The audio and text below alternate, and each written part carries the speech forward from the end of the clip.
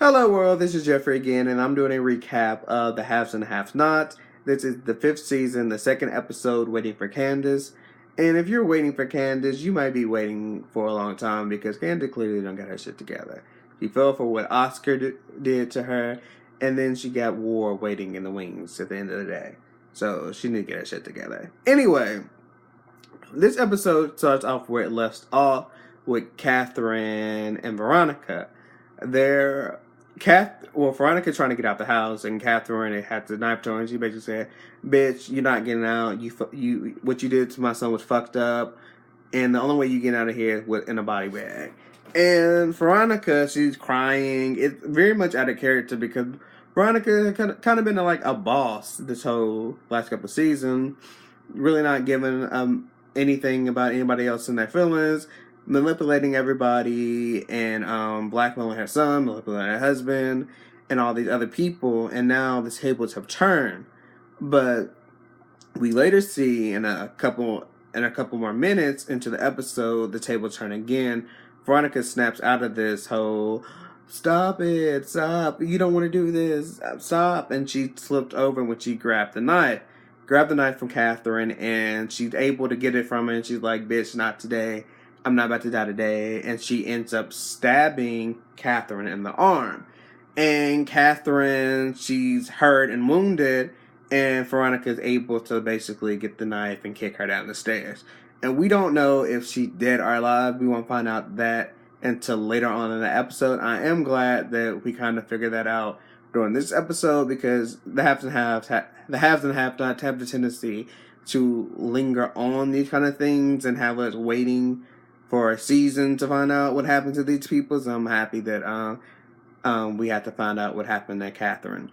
So the next episode, the next part of the episode had to deal with Jeffrey and Wyatt. Clearly, Jeffrey still had feelings for Wyatt, and Wyatt doesn't reciprocate these feelings.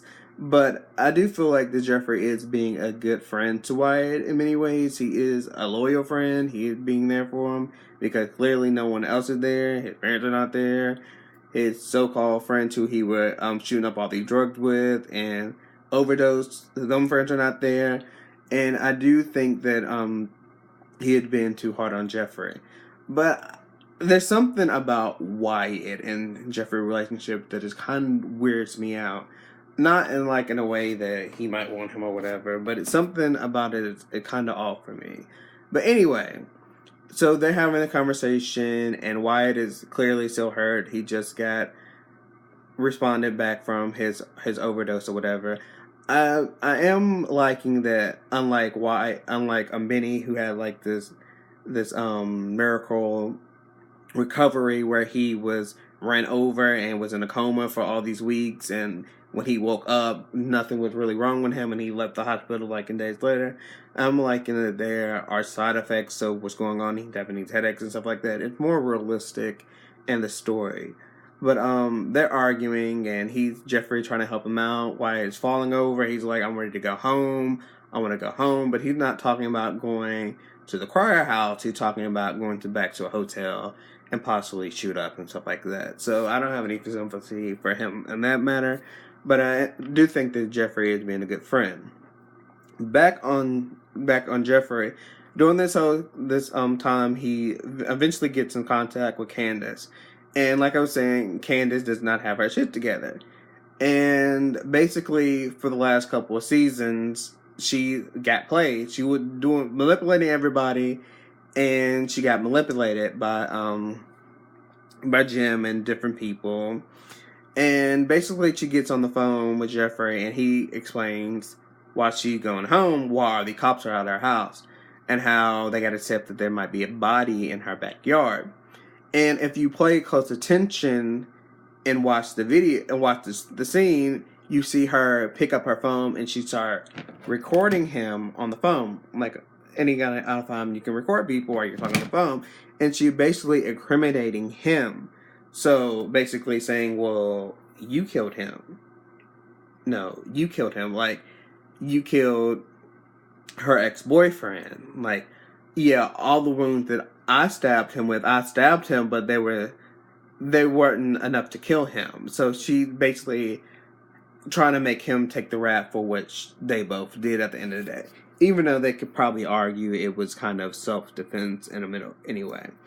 Anyway, after that, we see Jim and I think her name is Melissa. Don't quote me on that.